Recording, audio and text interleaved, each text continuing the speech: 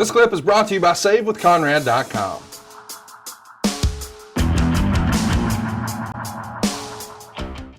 Let's talk about real names.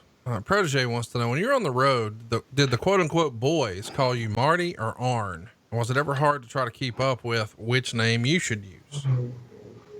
Even to this day, everybody calls me Arn. That's just the face that goes with, the name that goes with the face. In this business, you never used first names. You just didn't. Because it was just too confusing. And Sting standing in the ring, painted up with one of those beautiful outfits he had, all tanned and jacked.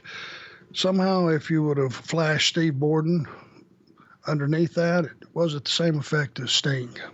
No kidding. And you just didn't use first names or real names or anything back then. It was, we're building characters. And why confuse the fans? This is Sting. This is so-and-so. This is Hulk Hogan. It's not Terry Bollea, Somehow you lose a little luster there. No disrespect to anybody's legal name. It just wasn't the thing. That's the reason you changed it.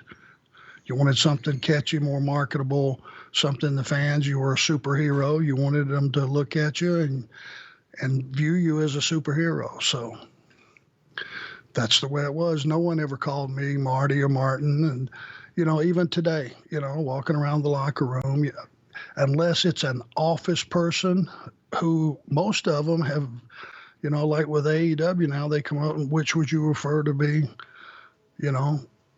called Martin or Arn? I said, well, which would you prefer? And they said, I just feel more comfortable with Arn. I said, well, good. That's who I am. Yeah, it's weird because one of the first times I met your wife and we were having a conversation because we knew of each other but hadn't ever actually met.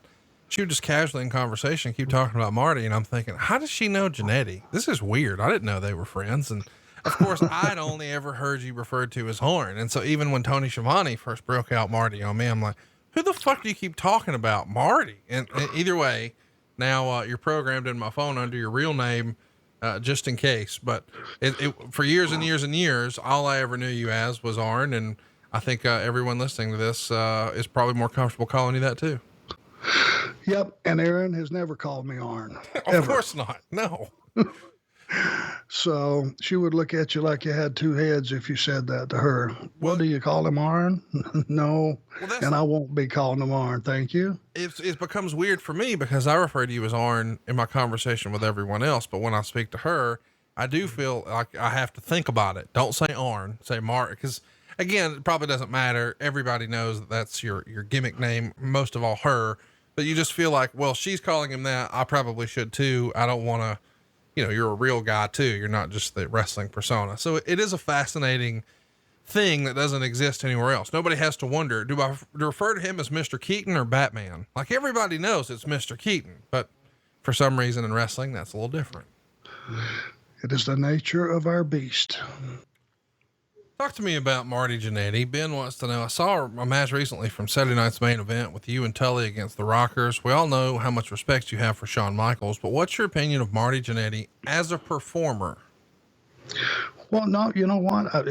If through the years, when talking about the Rockers, I didn't give Marty enough credit, then I apologize, because as a team, they shared the responsibility of every match they were in, and those guys were great together. Both of them. They were a great team.